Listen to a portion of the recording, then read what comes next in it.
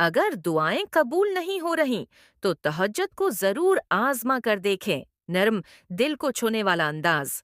आज मैं आपको एक ऐसी हकीकत बताने वाला हूँ जो शायद आपकी पूरी जिंदगी बदल दे।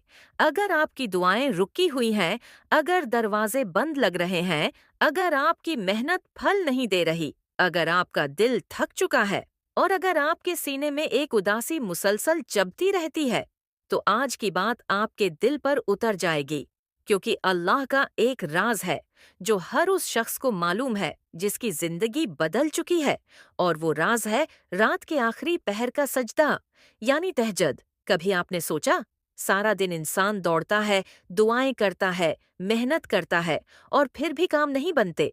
दिल में सवाल उठता है कि आखिर क्यों, क्यों मैं मांगता हूँ और हासिल नहीं होता? क्यों मैं रोता हूँ मगर दिल हल्का नहीं होता? क्यों रुकावटें खत्म नहीं होते? वजह बहुत सादा है, क्योंकि बाज दुआएं उसी वक्त कबूल होती हैं जब बंदा सबसे करीब हो, और वो वक्त रात का आखिरी पहर है।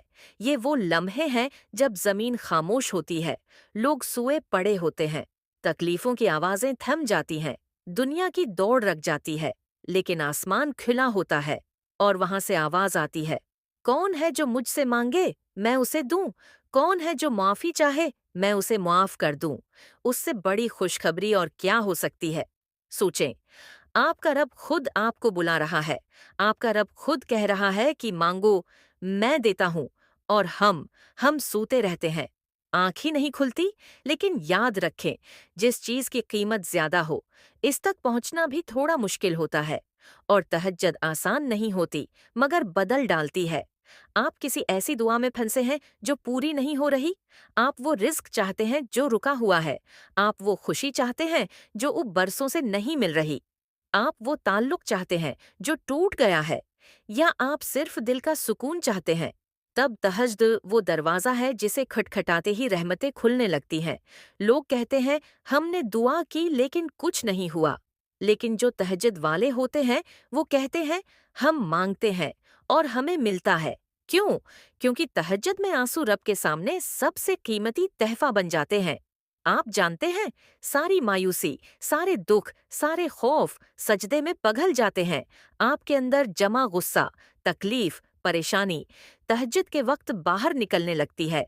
वो लम्हा जब आप रात की खामोशी में हाथ उठाते हैं, तो दिल की दीवारें टूटने लगती हैं, दुआओं की गराहें खुलने लगती हैं, और इंसान अपने रब से वाकई करीब हो जाता है।